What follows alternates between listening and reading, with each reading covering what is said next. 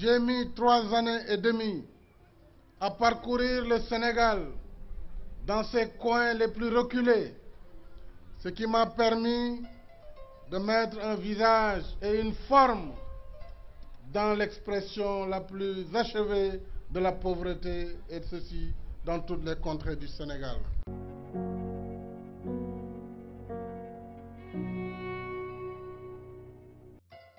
Progressing in the dynamics of sustainable development and eager to achieve its economic emergence, Senegal, under the leadership of President Macky Sall, is working to develop an ambitious program for economic and social development. The program, known as Senegal Plan for Emergence, aims to develop priority sectors likely to create wealth and sustainable growth. The goal is to bring Senegal's growth rate from 3.5% to 7% by the year 2017. Agriculture is a top priority sector identified by President Sall. Measures currently implemented include large-scale modernization and mechanization and conducting property reforms. The program aims to combine commercial agriculture and family land exploitation and support high added value sectors of farming for the attainment of food self-sufficiency by 2017. The development of economic hubs requires a set of infrastructure projects on a national scale.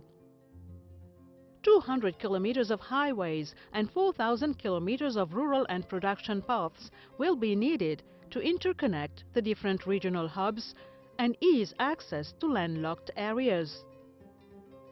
Urban centers will be interconnected with the construction of an important road network financially supported by Public-Private Partnership (PPP), as experimented in the DIAMNIADIO-Dakar Highway.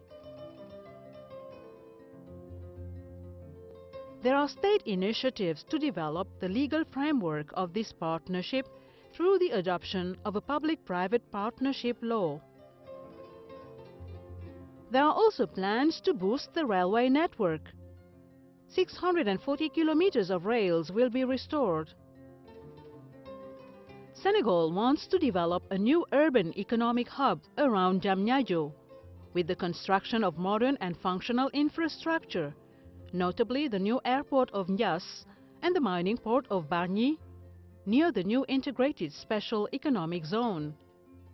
Rapid train service will be provided between Dakar and Ndiass Airport. The construction of a turnpike in Dakar has allowed to ease traffic congestion in Senegal's capital city, which is now waiting for the tramway. Another sector contributing to Senegal's economic performance and competitiveness is energy. One of the objectives in the energy policy is to create large-scale and low-cost production, combining fossil energies and renewable energies. Senegal's overall progress also depends on new requirements in terms of good governance. Ambitiously preserving its image in Africa and the world, Senegal is an open and stable democracy with multiple political change and a constitution protecting parity in its institutions. Economic performance and competitiveness requires qualified labor. This explains why Senegal is so much committed to ensuring an education and training adequately responding to the needs of the labor market. At a very early stage of its development, Senegal has made huge investments in telecommunications (ITC). In terms of network capacity and modernization, Senegal has one of the most sophisticated telecom ITC networks in the ECOWAS region.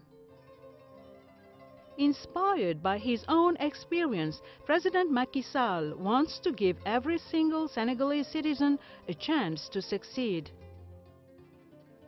He has also initiated a number of measures for social assistance, including universal health care for children under 5 and an allowance for extremely low-income families. His plan for the construction of social housing will bring a structural response to this burning issue in Senegal. Fighting the reduction of social inequalities is at the heart of President Sall's preoccupations. He knows it is essential for Senegal to increase its production of wealth, to create jobs and reduce poverty affecting underprivileged citizens, in particular rural populations, youth and women. A successful implementation of all these initiatives gives us hope to see an emergent Senegal by 2025.